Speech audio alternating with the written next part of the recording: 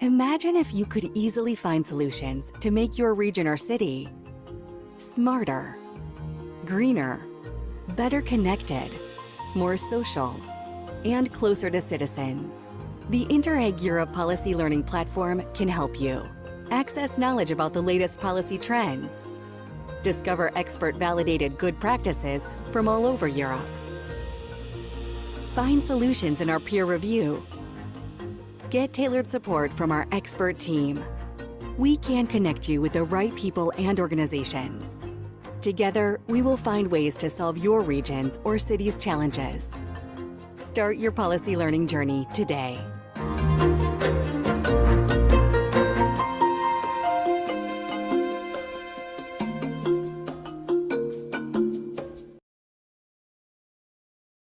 All right, good morning everyone, and welcome to this Interreg Europe Policy Learning Platform webinar on citizen science for policy. We are very happy to be here with you this morning. We have three excellent speakers, a very interesting topic, so it's going to be a very good webinar.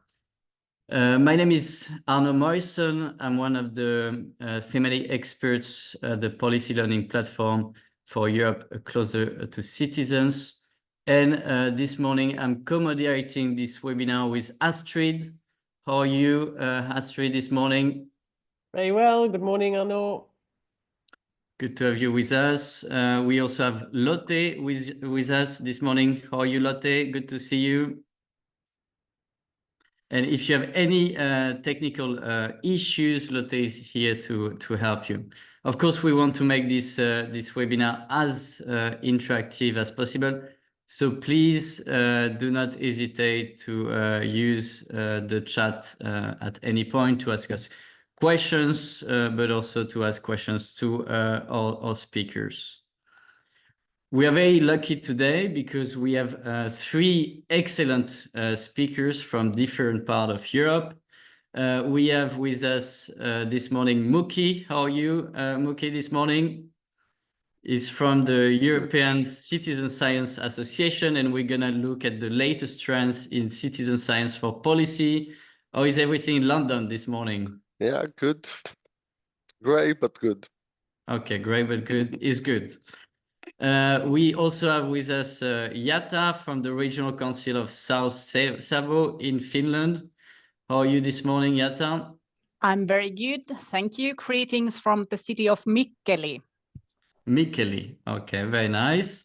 And with Jatta, we are going to look at citizen activation in the South Savo region. You're part of this very interesting Interreg Europe project called Casper, looking at shrinking regions and how to find the right policies for that. And last but not least, we have with us also Hanneke. I cannot pronounce it; it's too complex. But you're gonna tell us for me the name of the city in the Netherlands, Hanneke. Hello from 's-Hertogenbosch, which you can also Den Bosch. Might be a little bit easier. Okay, it's a little bit easier. And we are looking with you some participatory approach using citizen science for Spoorzones in your city. So before we start looking at all those great good practices and our keynote speakers, some words about Interreg Europe. So Interreg Europe is a very unique program because Interreg Europe covers all European countries, all European regions. We have also with us 7 new countries that have just joined the program. We have Moldova, Ukraine, and countries in the Balkans, and we also have Switzerland and Norway with us. It covers also all cohesion priorities, plus governance, making very unique program in Europe. The goal of Interreg Europe is really all about capacity building, is to improve regional development policies. How do we do that? We do that through the exchange of experience, innovative approaches, and capacity building. is primarily dedicated to local and regional policymakers. And it's really about learning from one and another, each other, exchanging good practices, as we are going to do right now with this topic of citizen science. Two actions. The first one is the project, is where we have a limited number of regions exchanging and transferring practices on a shared regional development issues. We are going to see, Hanneke, the Casper Interreg project. You have a slide I've seen explaining what is Casper all about. So you will see what is about the project. And the second action is the policy learning platform. And the policy learning platform is about capitalizing on all the knowledge of all the projects and trying to diffuse all this knowledge to as many policymakers and practitioners as possible. So we bring projects together, trying to diffuse this knowledge. At the policy learning platform, what we do in a nutshell, we provide opportunities through access to knowledge. So we write very nice stories, very nice policy briefs. We also provide access to people through our community. We have a very large community of practitioner policymakers. And we provide events, we do workshops, webinars such as this one. And last but not least, we provide also access to expertise. And I think, Astrid, you can tell us a little bit more about one of our core services, the peer reviews and the matchmaking. If you can tell us a few words about it, Astrid, what is a peer review and how can regions and policymakers benefit from it? Yeah, I will do that. Thank you very much, Arnaud. So yes, the peer reviews are basically a 2-day event where we are providing tailor-made expertise to your policy challenges. For example, in the area of citizens, you could introduce a challenge regarding the citizen science in your territory and how you could introduce it, for example. You see here on the map that the service is very much in demand. So we have already implemented 93 peer reviews and we have another 14 in the pipeline. One of these dots on the map is from 's-Hertogenbosch. So I have been trained to say that. We have been looking at sustainable materials in the construction sector, but that is in the greener area.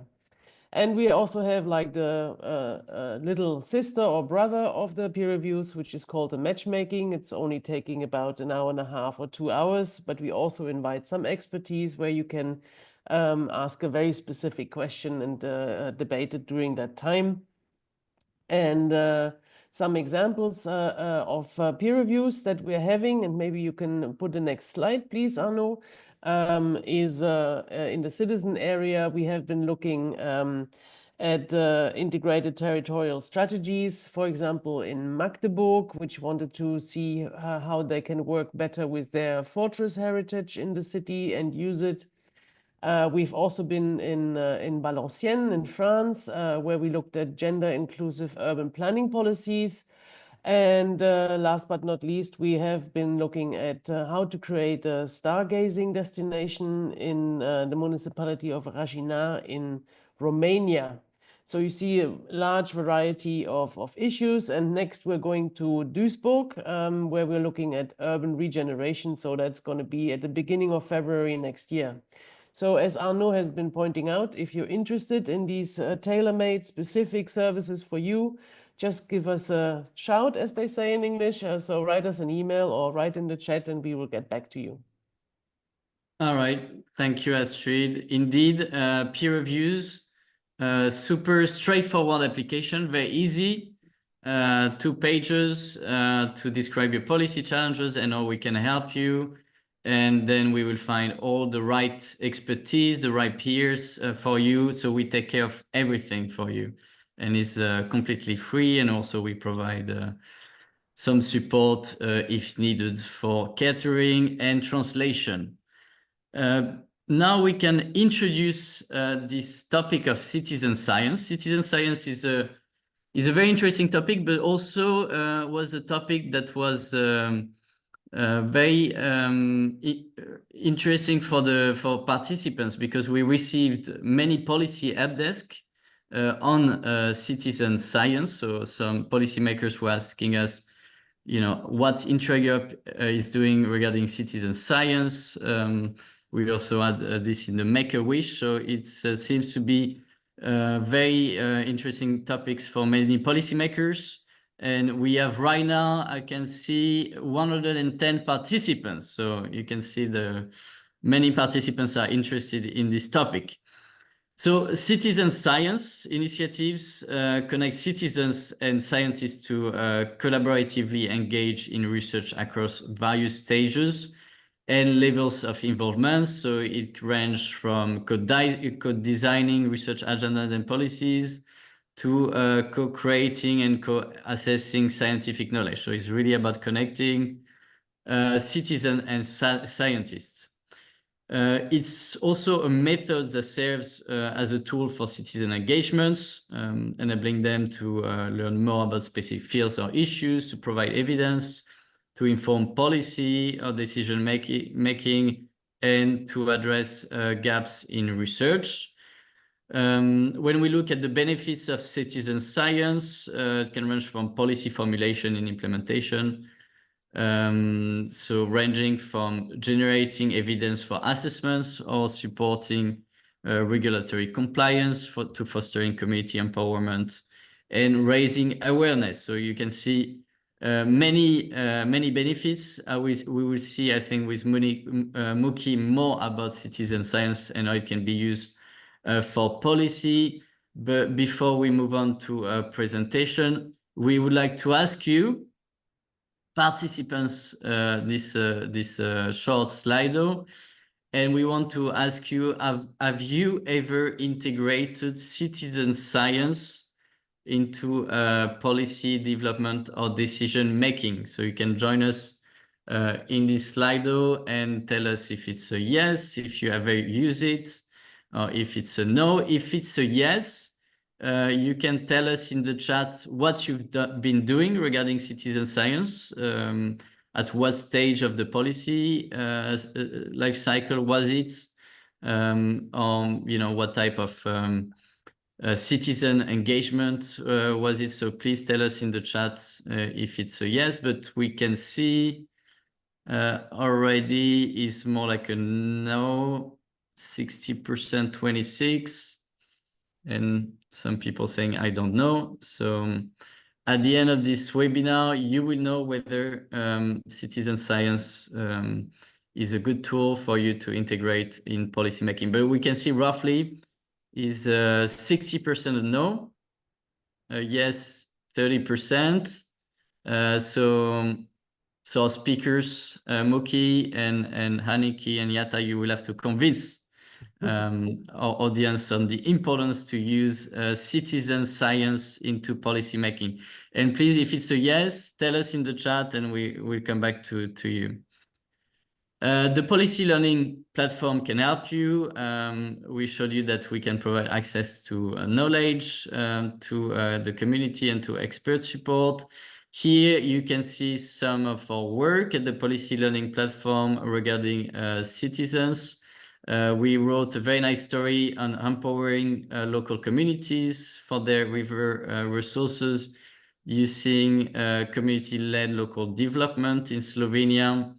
Astrid mentioned this very nice peer review that we had in Valenciennes regarding promoting gender-inclusive urban policies in Valenciennes. And I've just seen on LinkedIn that Marion, who was our host in Valenciennes, they received a nice prize from France regarding including gender approach into public procurement. So very nice from them. Congrats.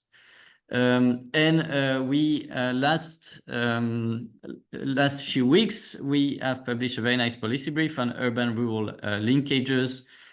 We also had a nice e-workshop, so we encourage you to read it if you're interested in this topic of urban-rural linkages.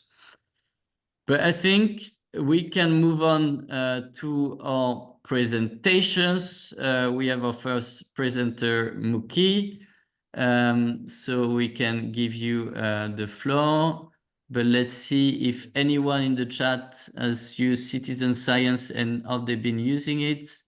So here we have Hasta saying we're analyzing best practices on how to better integrate citizens into decision-making in Vilnius in Lithuania.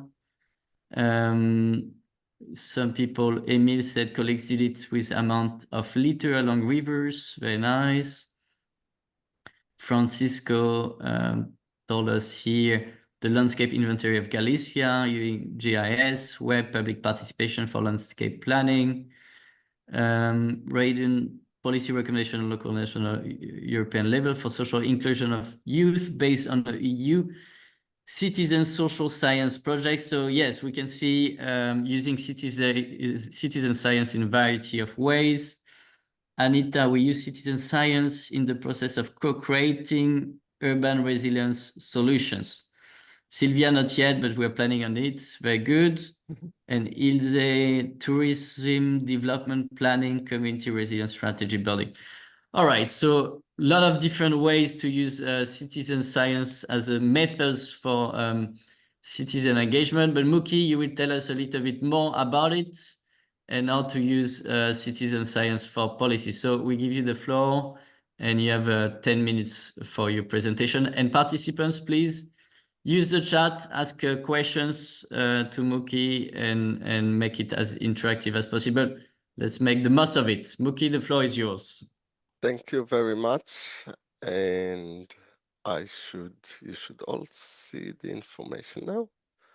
Yes, it's good. Let me just do that. Also, a preemptive linking of everything. Good morning. Pleasure to talk to all of you, and let's look at some of the trends in citizen science for policy. So the first thing that we need to pay attention to is the recognition of citizen science now within different policies. So we have the definition that was just mentioned that is coming from the European Union. It appeared in 2020. Maria Gabriel, there is a information sheet that appeared at the beginning of Horizon Europe, but the current definition in the corporate guidance of the EU is that citizen science refers to the involvement of non-expert volunteers in the scientific process, commonly in data collection, but also in other phases such as quality assurance, data analysis and interpretation, scientific problem definition, and dissemination of results. And the concept has been under constant evolution and provide a rich set of opportunity to engage people from many different backgrounds and demographics from multiple processes. So, and you can look at the corporate guidance for a bit more information. They actually dedicate some space for it. And it's important that citizen science is an expansive context about involving the public in research, and it is led by increasing levels of education, the ability of the population to participate in different processes. And it's very, very different and varied in what it can do. So it can include, for example, odor sampling, so people reporting about smell nuisance in their area. That's the Odor Collect app that has been originally developed in Barcelona, but can use around Europe in different places. There was the original Noise Watch that was created by the European Environment Agency back in 2009-10 as a demonstration of what is possible to do with a smartphone, but that's something that is now available with better apps that are producing better quality of results and can again allow for participatory sensing. So that's a lot within the area of the data collection. But there are also other techniques. So it doesn't need always to be with technology. For example, in the UK, because of crisis of managing wastewater and the issue of pollution on rivers, there is an awareness of the public and willingness to go out and take samples from rivers and actually measure the environment, and that saves resources for authorities because they can't be everywhere and collect information everywhere, whereas people who live locally can do this much easier. Or the citizen social science that's happening at UCL, where unemployed people from a specific area are being trained as researchers and then involved as citizen scientists together with the local authority addressing the issues of the local authority, and both gaining skills but also providing very deep local insight in a way that it's not possible when you do parachute research and come from the outside. And citizen science have a role in all policy stages. This is a diagram by Susanna Hanneke, the vice chair of EXA, and pointing out that in the agenda setting, there is a role for citizen science in the policy formulation. So you see at the top right a study by Polish local authority people who came to London to learn about how to integrate citizen science in air quality processes. There are especially role for citizen science in policy implementation and in the policy evaluation. So the policy implementation, for example, managing environmental information is something that citizen science has done for a long while, and the UK Environmental Observation Framework is including a specific citizen science working group, or there are reports in the local authority area in things like Fix My Street, which is a long-established application that allow reporting of local problems. And there are really great examples of supporting citizen science. Some of them, two examples from Belgium. One of them is Civil, that is working in Flanders and providing a whole range of projects that are contributing to policy in different areas and kind of linking both the universities in the area and organization. Very similar things happening in Brussels to help with social cohesion, but also to address local problems. So there is the Brussels Co-Create, where again, there is a link between community organization and university organization and a support organization that support the process of the co-creation in a way that creates new project and address a lot of local problems. And you can find much more information about citizen science by going to the European platform, the EU Citizen Science platform. There are also training that provided there if you click on the European Citizen Science Academy. And hopefully that will help you to get going on thinking about citizen science within your different policy processes. Thank you very much. Thank you very much, Muki. That was super interesting to give an overview of citizen science. And thanks for the links here that you provided in the chat. I think they're very helpful as well for participants. So participants, please ask questions. I've got a few questions for you, Muki, because you provided a very nice, I think we can put it back on the screen, where you provided the policy life cycle with citizen science. I think that was very interesting, where you see like from agenda setting to policy implementation, citizen science can be used on different aspects, either like at the output level, process or outcomes. And as we've seen, many participants right now, they don't use citizen science. Some participants in the chat indicated that they were interested to use citizen science as well. But maybe, Muki, you can tell us more about, we cannot see your screen yet. Muki, are you here? It looks like the screen is frozen. The screen is frozen. Oh no. All right. So I think we will go back to my good questions to Muki. Yeah, but it's gonna come back. Yes, it was about trying to understand in the policy life cycle where would it make more sense for policymakers to start using citizen science? But I will ask, and we have also questions in the chat, so we will ask Muki at a later stage when he's going to come back. But we can move on to our next presenter, Jatta. We give you the floor as well. You have 10 minutes to present what you're doing in Finland, and hopefully Muki will be back as well. Yes, he's here. Well, we go with you, but let me just say to Muki that Muki, you're back, good. We will ask you questions after Jatta's presentation. All right, Jatta, the floor is yours, 10 minutes. Thank you so much. And because of the technical problems I had earlier, I'm not showing my slides myself, but Lotte is helping me and shifting the slides. So I'm Jatta Juhola, and I'm the project coordinator in Casper project here in South Savo region, which is southeastern part of Finland. And next slide, please. Casper is the acronym for citizen activation in shrinking rural areas for place-based policies to enhance resilience. The name says it all.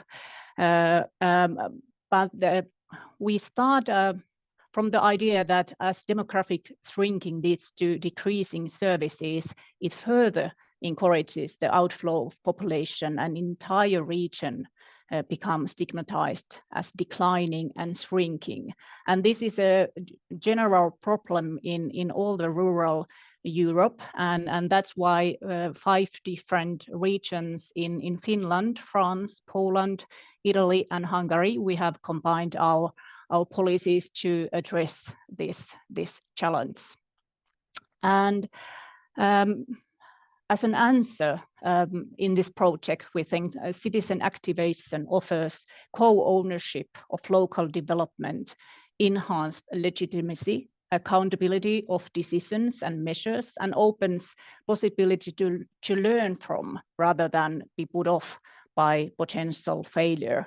And it also enhances place-basedness of policies, brings in diverse perspectives, and contributes to integral territorial development. And for individuals, it also strengthens the sense of purpose, self-esteem, belonging, a local identity, which all are very important aspects for population retaining. Next one. So what we have done as the starting point is that even with this decreasing population of our region, South Savo region, may in fact thrive in many indicators of quality of life, meaning well-being, for example, making them more attractive for people to stay or even go back to, and to foster our region's vitality, special know-how, and cultural heritage. And we have worked through different workshops in our regions, and in those workshops there was this need for specific platform for residents in the area to participate to these discussions. And so we have invited all the municipalities, there are 9 municipalities in South Savo, to join Casper project. And 4 of these municipalities have accepted our invitation. And I will give you small examples of the work we have done with those municipalities. So the mission is to let at least particular groups of citizens participate more directly in political decisions and policies that affect their lives, and to in each municipality to find specific place-based needs for implementing innovative actions, which we have learned from each other in this Casper project. And in our case, in South Savo region, we are aiming to find specific place-based project proposals to be funded, for example, through European structural funding. And next one. And the workshops itself is not a social innovation, as we all know, but we are using service design. This is something new for us, that we are using professional service designer to facilitate our workshops and kind of facilitate the work with the municipalities. So I don't know if you are very familiar with service design, so I'm going to give you a brief introduction to service design. That is human-centered approach to create and improve services, to make them more valuable for users and efficient for organizations. And it starts by understanding customer needs and designing seamless service paths to ensure services are effective and enjoyable. And service design uses different kind of methods which can be applied for specific needs. And it's best, it will make a engaging and memorable experience. The next one. This is the service design process in general, how to operate with this tool called service design. So it starts with the understanding of user needs, behavior, and the problems, and also analyzing the findings to identify the core challenge. And then there's this ideation phase where to generate creative solutions through brainstorming and collaboration, and then to create maybe quick prototypes to visualize ideas and gather the feedback. And also the testing part is really crucial for this process. And then we can go to the case examples. Next slide. Thank you. So I picked these two Sulkava municipalities. It's small municipality, inhabitants of 2,300 inhabitants, and we started working with them from the idea of they are implementing this Sulkava, communal Sulkava house. What kind of services could this communal Sulkava house provide? And our service designer created 4 different kind of archetypes, and in this workshop we made 4 groups which all were given one archetype or prototype, and they were imagining the situation of this Sulkava house through that person.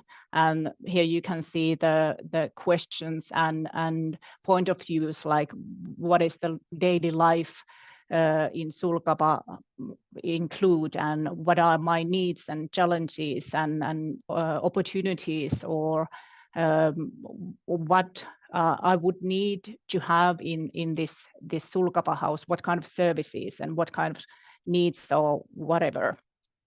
And this second case is municipality of Rantasalmi, which is a bit bigger but also very small, little more than 3,000 inhabitants.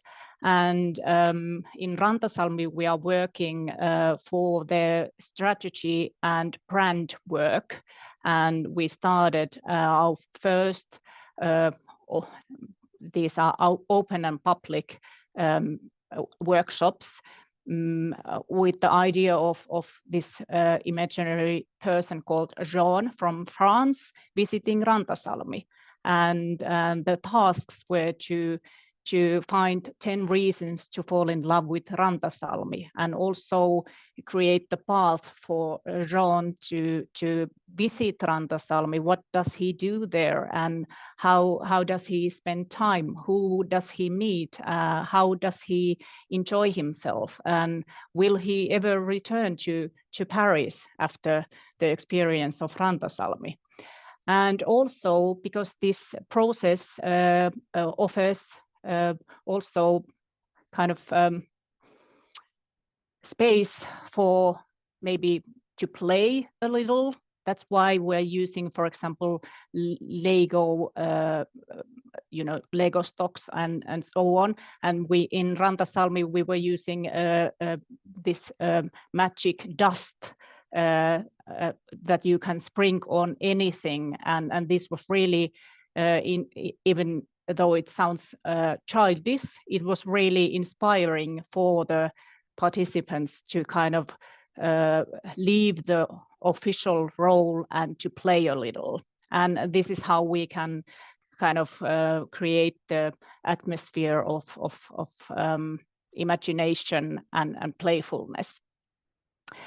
And so these were the first steps with Sulkava and Rantasalmi, and now the next steps will be to find the common factors in each workshops and kind of refine them forward and develop more. And then we have at least one workshop more with the service designer to kind of find the right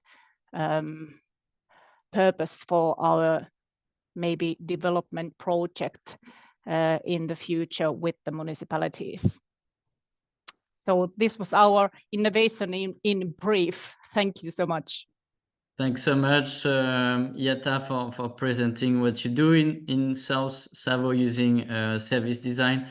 That was really interesting. I want to put in the chat, so I'm going to put in the chat a very interesting news from Casper project that I found very useful as well. It was about the ingredients for failed citizen consultation. And I think you did a very good job to provide some of the key dimensions that is leading to failed citizen consultation.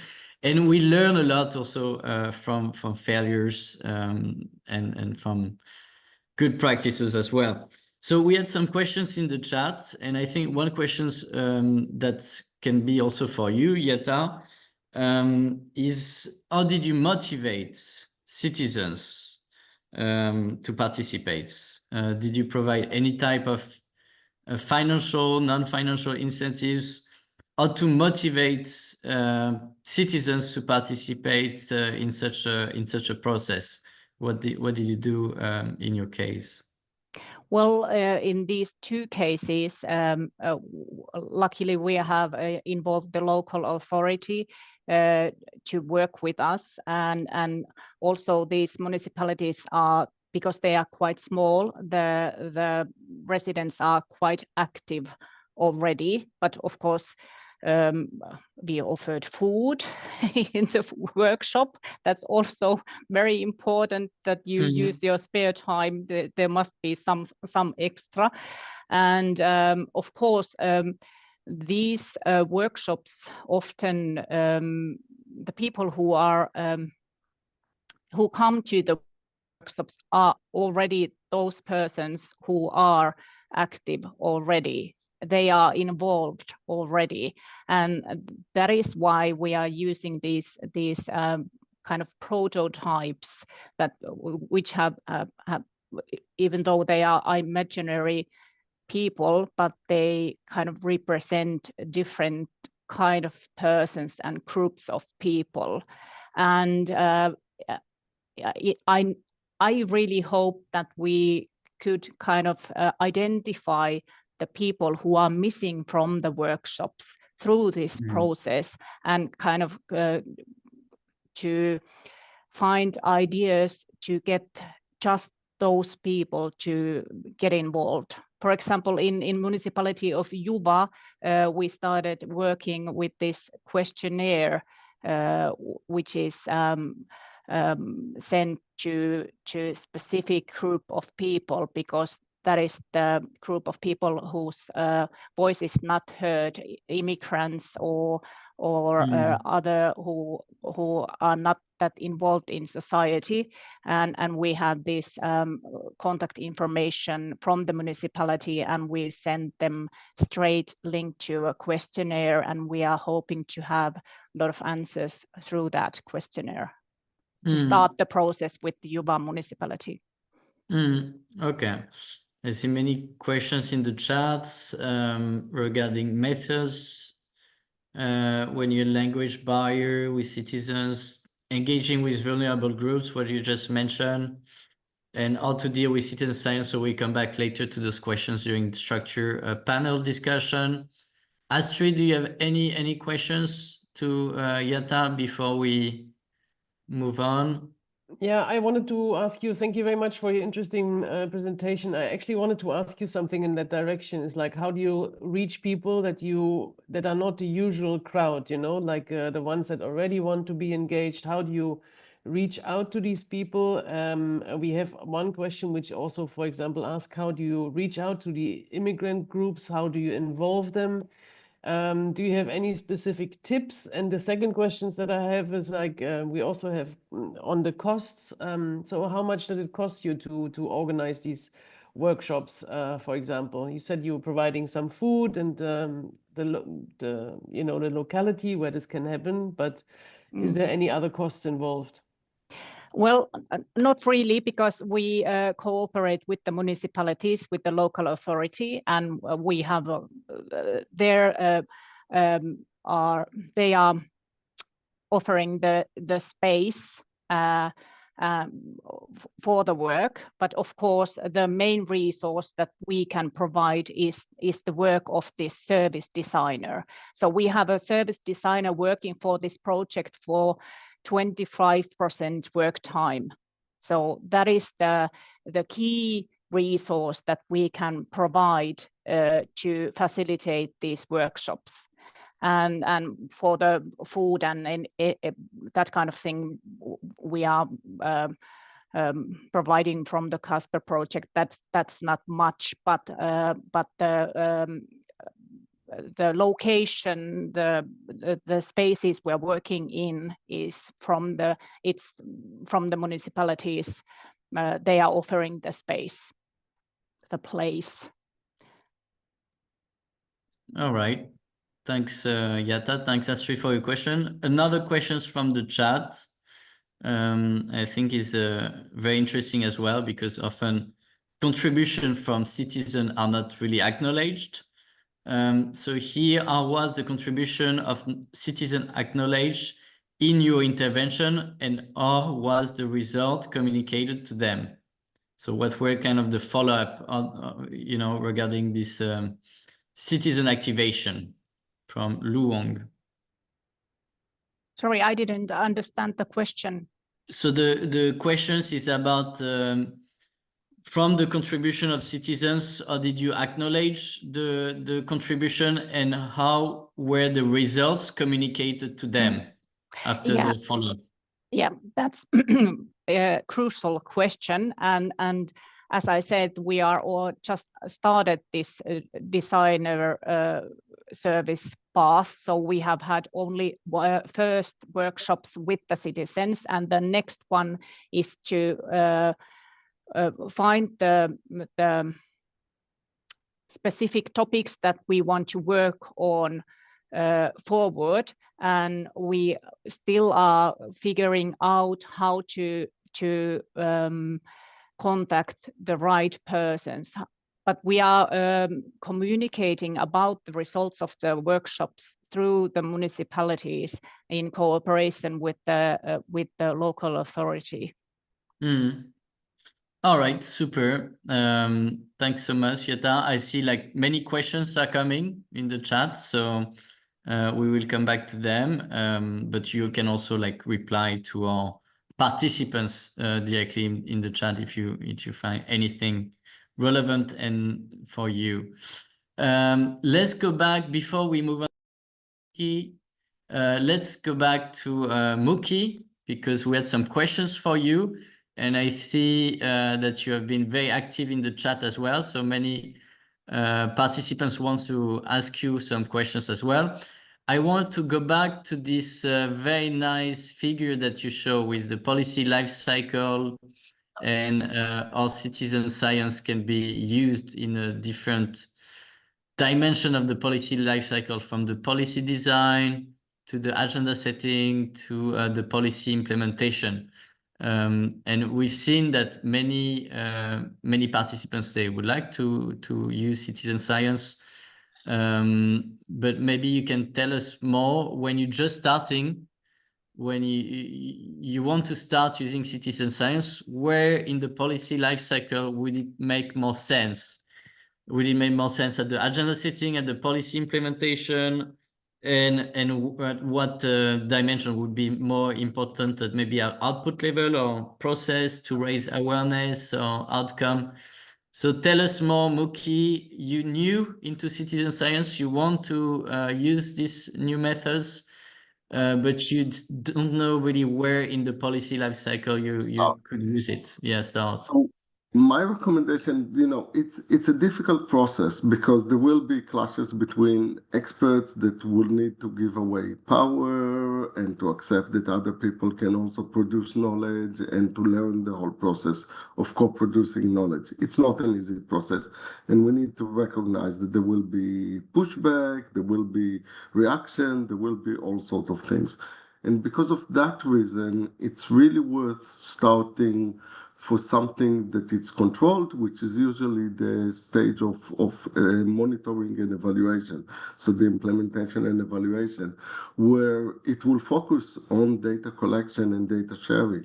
That can start demonstrating to the people that are involved what's the population like, what information they provide, providing the information, things like, that's why I mentioned the Fix My Street type applications, which some of them been running even for 20 years, where people are reporting about problems in their streets, and you can actually see how you deal with that, how you address it, how you provide the feedback, how it works for you to do that, which area of your region are actually responding, which are not, where do you need to do the inclusion activity, etc. And then you can start slowly to move into different processes. And as I just started my answer, remember that it's a cultural change, and the cultural change is just as important as the technical approach to implement citizen science. So start from something that people contribute to you,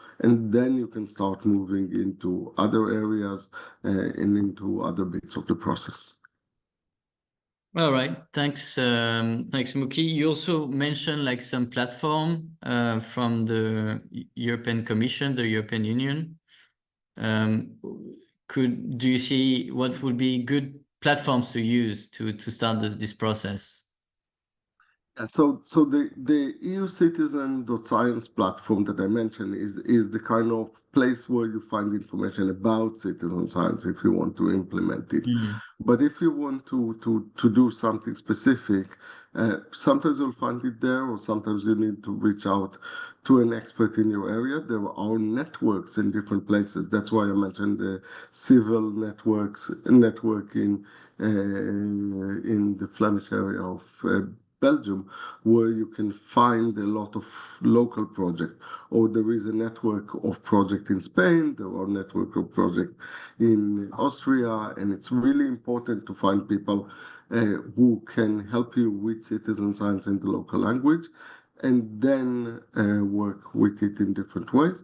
And then there was the issue of the platform themselves. Again, the recommendation here is to identify things that are already working in other places. A lot of times they are. So I, for example, mentioned platforms about air quality or about noise or about smell that you can implement, pick them up. There have been a lot of projects by now over the past 15 years across the whole collection of Horizon 2020 and Horizon Europe project that can be deployed and reused for your cases. Don't always try to create it from scratch. You're just you'll put a lot of effort into it, even if people are excited about that. I've seen really great examples in Slovenia, in Ljubljana, of people picking up platform and running with them, and that will speed up your implementation. All right, excellent. Thanks, May I Muki. ask you- Astrid? May I ask you, these applications or these platforms, are they always open source? Can people easily share them, or is there any? Not always open source, but so it depends on what you want to do. But for example, let's look, Fix My Street is open source. Sensor.community, a platform for air quality data sharing, is open source. There is a noise platform that is open source. Odor Collect is open source. So we have a lot of them, but sometimes you do want actually you are a place where you don't have the capacity. So remember that if something is open source, if it's not maintained, actually you are putting yourself into the effort of installing it and running it and maintaining it. And sometimes you do want to go out and find company that can run it for you. So for example, Spoorzone is a company that provides citizen science app. It's an Austrian company, a small SME that is good in this area. Or there is cases where existing NGOs got capacity. So, for example, Earthwatch, which is a UK and European organization, can provide a lot of capacity on water monitoring and can do that. So that's why it's worth linking up to association like the European Citizen Science Association or the local networks. And by now, there will be kind of the way to get the expertise and to get some recommendation about what is suitable for your situation. All right. Thanks so much, Muki, for that. You also had like discussions in the chat, very active, regarding EU programs funding citizen science projects, and with Elodie and Dimitra and Gite. If you have anything to say more on this. Yes, Muki. I see especially the issue of activism, and I think that's really, really valuable things, or the antagonism with the authority. I think that's valuable to answer for it. So one of the things that citizen science does, especially in the environmental area, it can take the edge of all kind of debate. So if, for example, you have an argument about the level of noise in the neighborhood, instead of that just being antagonistic, people can collect the evidence and collect the observation in order to demonstrate it. If people are concerned about air quality, sometimes citizen science, by following it, can provide it. Now, for the organization and the association that are involved in it, something that is really important, especially if activism is involved, is to have a very good documentation of the process and the protocol that was followed. That's exactly where it becomes the kind of scientific approach where you can record it. So a good example is work that I've done even in London already 15 years ago. When we've done air quality study, we made sure that we're using very similar instrument to the one that's used by the local authority. We install them on the same day as the local authority. We take them down on the same day as the local authority, and we send them to the same laboratory of the local authority. So the only difference is where they were installed, which was more for where the community was interested in demonstrating the area. So that's, for example, a demonstration of how you follow the protocol. And then the situation is we're just talking about the facts and the evidence. And even if, and even with activist group, the starting point with citizen science is it might not give you the result that you want to get from it. And in that case, you will need to follow what the evidence and the fact tell you. Yeah, that's super interesting. When you have like those type of polarized issues here, you have the fact, and citizen science can really help bring people together, I guess, around like scientific evidence and real facts rather than just polarized opinions. So thanks so much, Muki. Stay with us for the discussion later. Now we move to the Netherlands. Hanneke, with your presentation, and you have 10 minutes as well. So the floor is yours. Thank you. I'll just share my presentation. There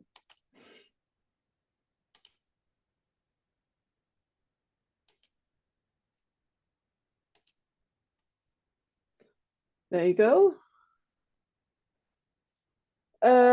Yes, thank you for joining into this webinar. I work as an Hanneke, urban... wait. Just we cannot see it full screen mode. It's just maybe Lotte, if you can share the Hanneke's presentations, can be easier. Or some help. Lotte, are you here? Yes, perfect. Yeah, that works too.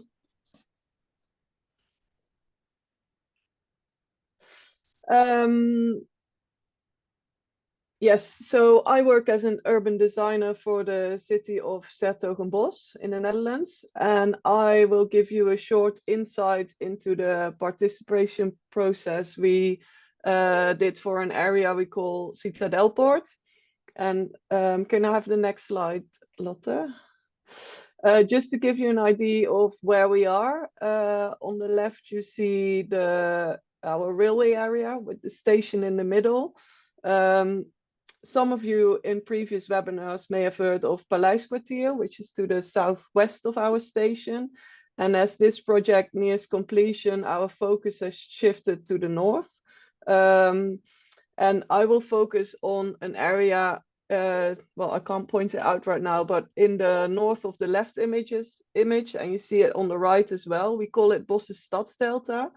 And it's located around a river, the Dieze. And for this area, we have created a development plan. I'll have to leave that for another time because today I will focus on an area called Citadelpoort. If you give me the next slide, it will zoom into that. Yes, thank you. So you see the area on the right. With the Bosse Stadsdelta, we wanted to expand our city center to the north of the river. And we believe that in order to do that, we can't just build new residential dwellings, but we also need cultural program and workspaces, maybe restaurants, which is something that we're implementing in the Citadelpoort. And as we expand the city center, this area Citadelpoort will be the first thing that people will see when entering the city from the north. So it will be sort of our new gateway. And in this area, we will have new and old really coming together. So Den Bosch has a really historic city center. And on the big image, you see one of our main historic defense works, which is right on the edge of the Citadelpoort area. So old and new really come together in this area. Next one, please. So in terms of build program, we had the task to create 185 dwellings, work and cultural program, a new design museum, which is currently located in the historic city center, a rowing club, which is currently in the area of the Citadelpoort. You see a very light dotted line near the riverbank. That's where the rowing club is at the moment. And an underground parking garage. And what we did in the participation process, we invited residents from surrounding streets and key stakeholders, such as people from the rowing club and the design museum, to shape and build the build program and the public spaces together. And we really wanted to get people active and involved during the process. Next one, please. So more Lego coming. Therefore, we built a model of the surroundings and we translated the program we had to build to Lego bricks. So all the colors you see is a different part of the program. So orange is residential, purple is the design museum. And on the next slide, you'll see that we gave participants some guidance as well on, for example, the footprint of the design museum, but also in the middle, you see if you want to build a high-rise tower, what kind of configuration would you need in terms of apartment sizes to work? So we gave people some guidance. Next one, please. And then the sessions took place over the course of 3 evenings with around 30 participants, which we split in 3 to 4 smaller groups. And in each group, there was a member of the design team present. And then the groups were invited to create their own urban design concept for the area using the Lego bricks. And the only rule they had to follow is to use all the bricks in the white area. So in the images, you see some of the models that people came up with, and while they were working on their concepts. And a member of the design team was present, for example, me, and we were only there not to participate in the building, but just to ask questions and to really understand what were the thoughts behind the models that people were building. Because, next slide, please. After each session, the design team took back the Lego models, and we then started digitalizing them and checking block sizes. Do the apartments work? Do they get enough daylight? We tested the models in terms of shadow and wind, because I would say the main concerns and talking points were building heights in relation to amount of open space and shadows. So the development plan for the larger area, for the Bosse Stadsdelta, it prescribes that we can build up to 70 meters in this area, which is quite tall for the Netherlands, for Den Bosch. So that's a thing that people had concerns about. So we tried to visualize the effects of what people built in terms of what they see from their streets. So you see that on the bottom right. And we try to show them shadow analysis, so the effects on their dwellings and on their gardens. Next slide, please. So here you see a summary of all the Lego sessions with the dates. So we started off with 4 inspiration models. In the first session, we obviously told everybody what we were going to do, and we had some inspiration models which we created as a design team just to give people an idea of what they could build. And then the first session, it was all about creating as many models as possible. So we ended up with 10 models in the end. And then afterwards, it was all about combining models and also discussing what models were most interesting. So for example, if you see on the second row, number 5, that's a model where people tested what happens a bit, 2 more to the right. It's called number 5, variant 5. I think you can read that, Lotte. Yes, thanks.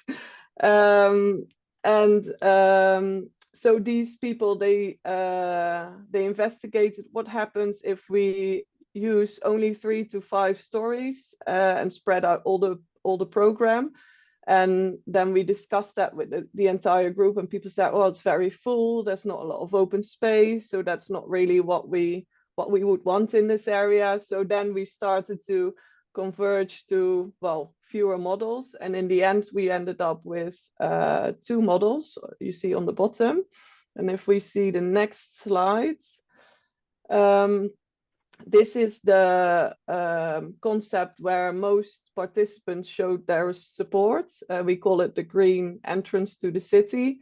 So what has happened here is that people have combined the design museum and the rowing club near the waterfront in one building, which is the slightly purple one.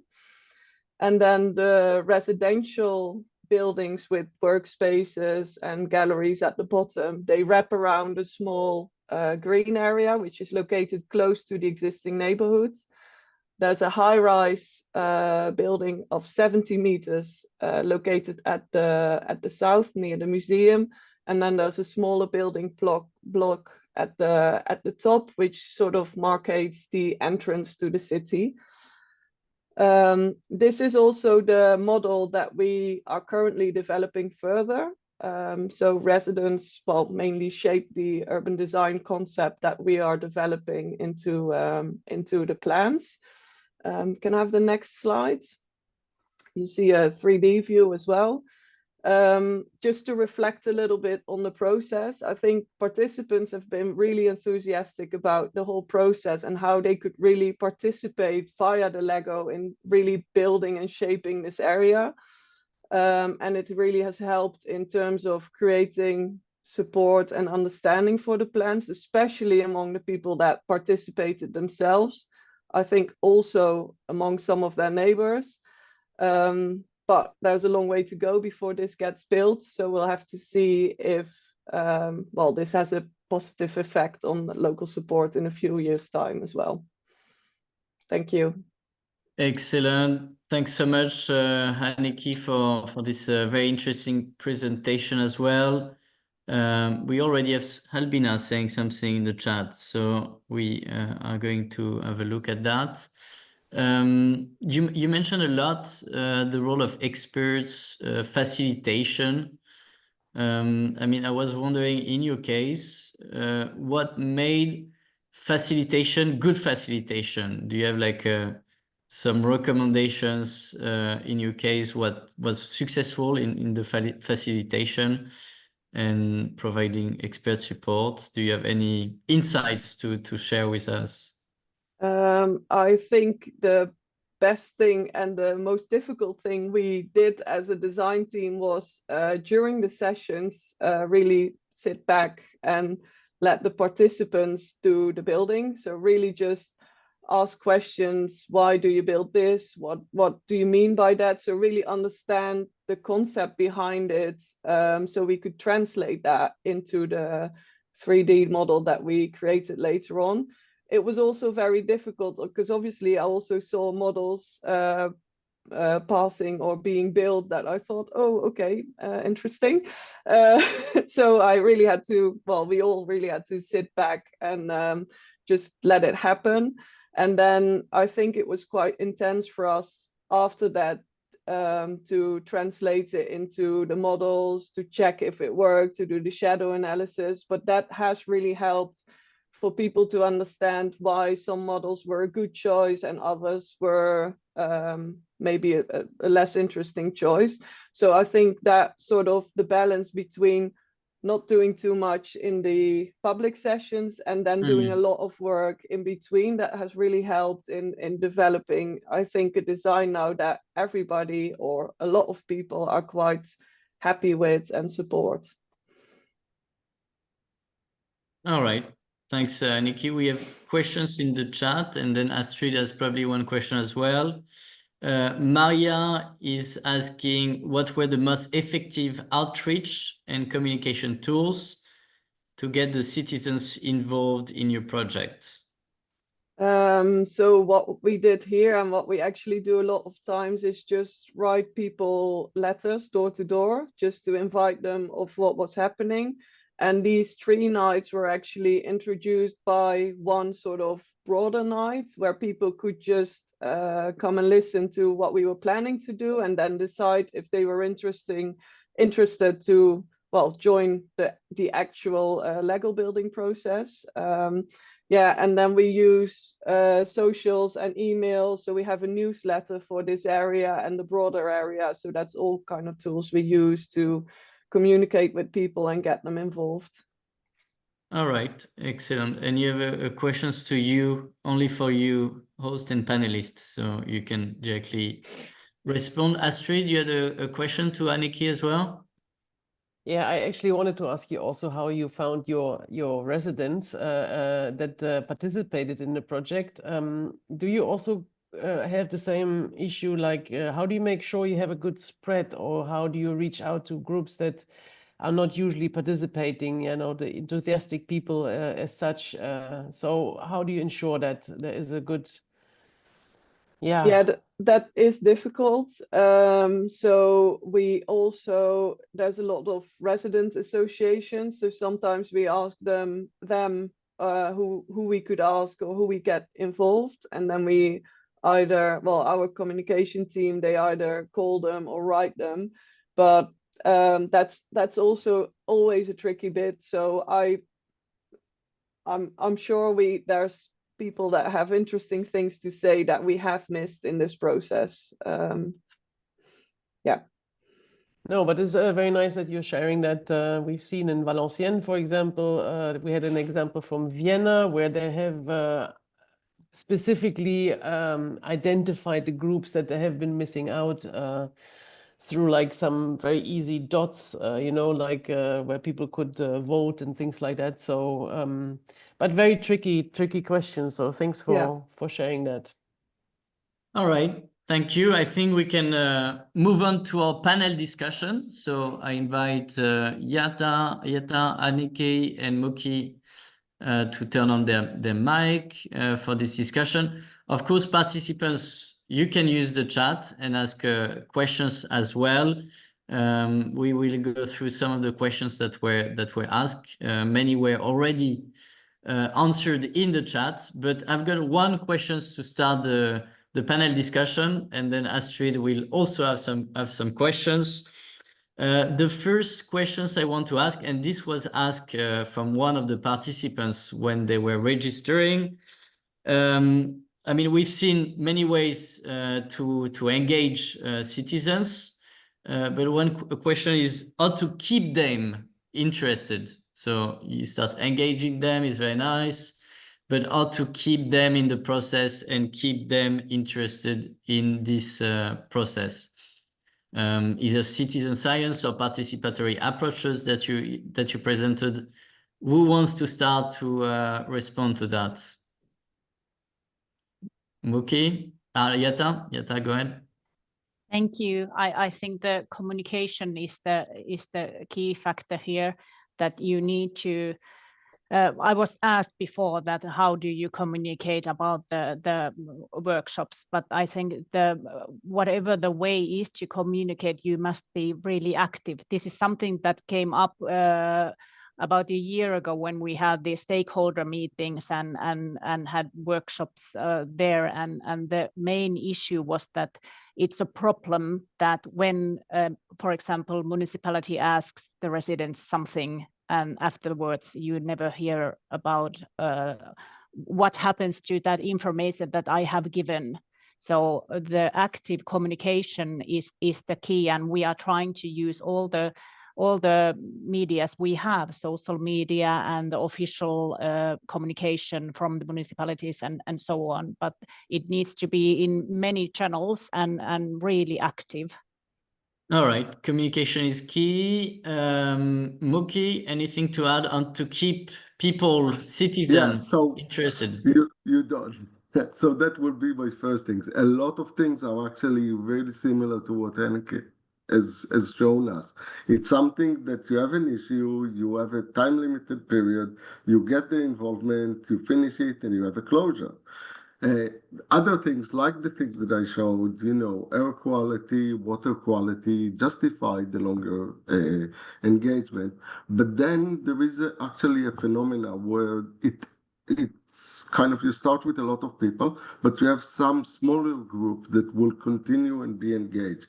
And the big thing is to find the small group. You never know. That's why there is kind of the challenge in crowdsourcing. But say you reach out to a large group of people and you kind of keep on engaging them, and you discover those that are more enthusiastic about it, and you start all sort of relationship with them in order to keep it. But it's really to think about which processes do you want to have the long engagement, and you want to continue the engagement, because people, that's always I say about citizen science, remember that people have a life. They have other things on their mind. They have, you know, their family, the work, there are other things. They will be happy to help authorities for a short time on a micro task, on something that they can do, and design the processes accordingly. Always remember what it looks like from the participant side. Think like a participant. Okay, super interesting. Also finding the right change agents, providing this dynamism and leadership to some extent. Yeah. Hanneke, anything to add on No, this I issue? think I think we do. Well, I agree with the communication bit. So we always try to keep people in the loop via email, social media, and then I think when you invite people to, well, come to a meeting or whatever, you always need to make sure that you have something new to tell them, because they make an effort to come over and spend their time over there. So it's if you just provide information that they've already heard about, or there's nothing new, so that's always quite a challenge, especially with building projects, because they will last a very long time. So it's always difficult to keep people informed and engaged. And we also work with a smaller group of more enthusiastic people that really want to be involved. So yeah, that's yeah, a bit similar to what Jatta and Muki are saying. All right. And Jatta also mentioned food and coffee. Yes. It's very important. All right, and Astrid. also go to people where they are. That's also something that it's a lot of time obvious. So I mentioned already in the chat several times intermediaries and other things. Like, instead of trying to create an event and bring people to where, you know, to you, to work with you, although it can work, and we've seen example of that working, it's much easier to find, say, times when people have a community event, or they have a community festival, or they have other things, and you join those processes, and people are already there. So you save yourself a huge amount of effort. That's a good point. Go where the people are. Astrid, any questions to our speakers? Yeah, I have a question. Something that you mentioned at the beginning, I think, Muki, is that how do you create acceptance of the knowledge that's being generated by the citizens? So by, you know, the local governments, or by the scientists that are also working on these issues. So I wanted to ask you, Hanneke also said, like, oops, you saw things where you thought, like, oh my God, that may be not a good design solution. So how do you create acceptance of what's being generated by the citizens? Maybe we can start with Muki. Okay, so as I said, the one of the key to it is to make sure that the protocol is right. So in the literature on citizen science in general, shows that a lot of time when there was a problem of data quality, it was actually a problem in the design of the process. It's an interesting fact that a lot of people are avoiding to participate in citizen science. So we see them even creating for self a login on systems, but then don't contribute any data. And when we ask them why they do that, they say that they don't want to spoil the data for the scientists. So people approach it in very serious way when they're doing the data collection and approaching the whole process. But it is important to design it appropriately and to consider how it is done. It's also a lot of time the issue of bringing the people who are suspicious to it into processes, so making them involved in some of the activities of citizen science and engaging them in the process of doing that and seeing the advantage of that. There is now, as I said, plenty of literature that demonstrate the data quality and the assurance, but also to remember about the processes and how it fits, and not to think about, and most important is not to kind of say citizen science is going to replace you or replace what we're doing, but it's actually enhancing our ability. So, for example, in Antwerp, when they've done the Kreuzen Neuzen project, which was with 20,000 diffusion tubes across the city, that's a scale that the city itself can't install and can't run, whereas with the participation of citizens, you can get was 6,000, but even that is a huge number. And even in the case that I described to you in London, it was 30. And that, again, was well beyond what the local authority is capable of doing. Well, it's very interesting what you're saying. It's like how you get more data, but according to a really good scientific protocol, so that the data is not just collected like this, but is not lost. There's a lot of applications, as you mentioned before. Excellent. So maybe Jatta, how do you create acceptance of what has been produced through your workshops? I agree with Muki that this is a lot of to do with the chosen method, that you need to design it very carefully, that what do you want to accomplish, and also if there is aim to create ideas out of the box. So it can be anything. You need to kind of find the silver lining also from the crazy ideas that are not usable and in itself, but if there's some kind of aspect that is useful, so it hasn't been the waste of time for anybody. So kind of, but I emphasize the importance of choosing the right methodology to operate with the citizens. Yeah. So good methodology, setting the objectives, and find the golden nuggets in what people are saying, because there's always good ideas. So very good. And Hanneke, I think.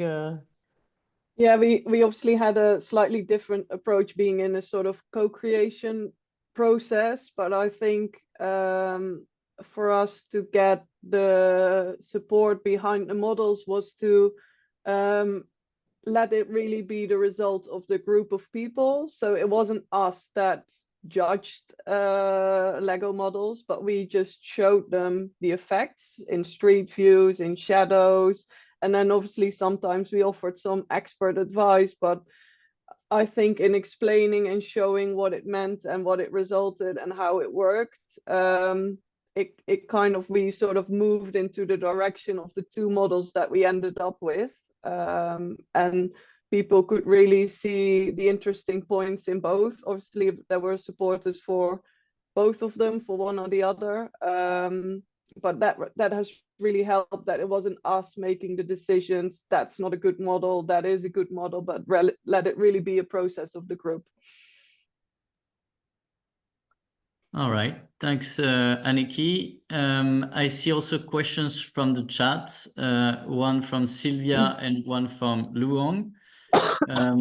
I think we can start with the questions from Sylvia to tell us the good and the bad. So do you have any practical advice on what to avoid in this process?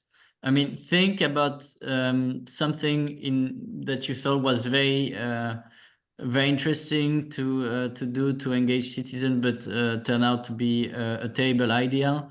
Do you have any example of something that failed in your practice? What would be a good recommendations on what to avoid when doing this type of process, or something very practical from your experience that turned out to be a terrible idea, although you thought was a very good one? Who wants to start? Like some failures. We get into the, yes, Hanneke. So an example from this project as well. So we translated all our program to the Lego bricks, and actually the rowing club is located within this area at the moment. But that was one of the functions that we thought it could remain within the area or maybe elsewhere in the Bosse Stadsdelta. And there was still also on the political side of things, there was discussion about how to best incorporate this in the process. And between the first sort of broad meeting and the first actual working session, the rules had slightly changed, and that was a very bad idea, because people obviously picked up on that. It got quite intense at the moment, so we had to really have a good talk about that and see how to proceed forward. But yeah, never change the rules. Really think about what you're going to do and then stick with it. Yeah, even if somebody from outside this process says, I think it sometimes politics or whatever says, I think you need to do it slightly differently. If you set course, then stick with it, because otherwise you're going to upset somebody left or right. All right, so something to avoid: don't change the rules. No. Jatta? Or talk about it with the group, and if you decide that something has to change, then obviously you can, but don't think that you can sort of say we're going left and then Yes, good point. Jatta, any example of something to avoid? Yeah, well, in this Casper project, the bad example of communication could be that when we started a year and a half ago, we kind of tried to communicate and contact people from this regional council of South Savo. So this is a regional authority, but we couldn't reach out to regular residents and citizens. So it was way too far away. So when we started these service design workshops, we kind of involved the municipality and the associations in the municipalities, and the kind of found our agents in the municipalities to work and communicate for us, and it was more effective. So this regional authority nobody relates to that. So that is my bad experience about communication. All right, excellent.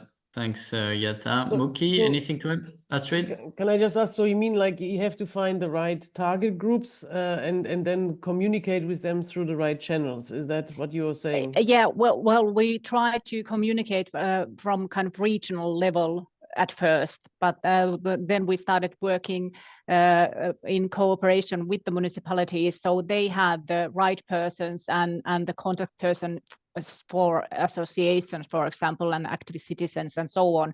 So when they kind of delivered the message, it was more efficient, obviously, but I didn't realize that when I started a year and a half ago. All right, thanks, Jatta. Muki? Very short. I had a project where we tried to work with the community for over a year and a half, and it just didn't go anywhere because there were political tensions and disagreement exactly about the site that we were trying to work in. We didn't know it at the beginning, and that was one lesson that I had. The second really important lesson was when I went to an area and thought that we engaged with everyone, but there was a marginalized group that we just missed out. And that taught me to look at the census data and to see who is living in the area before going there. So not just to rely on going to the cafe and the community center and doing the usual ethnography, but actually to figure out who do I need to expect there and how do I reach them. All right, sounds good. Thanks, Muki. I don't know, Astrid, do we have a time for last question? I think it's time to close. If you have a short, quick questions, we could do, but no. I also think it's time to close now. Time to close, yes. I just maybe very, very quick. So you had both presented this playful aspect, you know, with the Lego stones, and you had also like these little figures. How important was that? Maybe you can just very quickly say that. In our case, it really affected the atmosphere of the workshop. The first impression was that what are we playing here? But it turned out to be the fun factor to kind of create more wild ideas and for adults to play a little. It was really effective, I think. Mm. Yeah, I would say the same. Everybody loves Lego, so people instantly got really enthusiastic. And for us, what has also really helped is that it immediately shows effect. So as I said, building heights were a discussion point. So people would say, I don't want 70-meter tall tower. So we would say, okay, chop off a few layers, but you have to use the bricks elsewhere. So it immediately showed the effect of doing something different. So it was very effective tool to use in co-creating.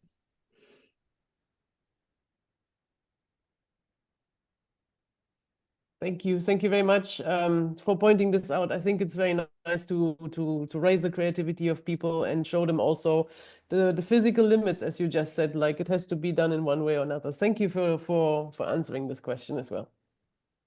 All right, so thanks everyone. I think that was a great webinar. We have still 90 participants, so that's very impressive. People stayed until the end, so thanks so much to our participants. We were like 110, I think, at some point, so a lot of interest from the community on citizen science.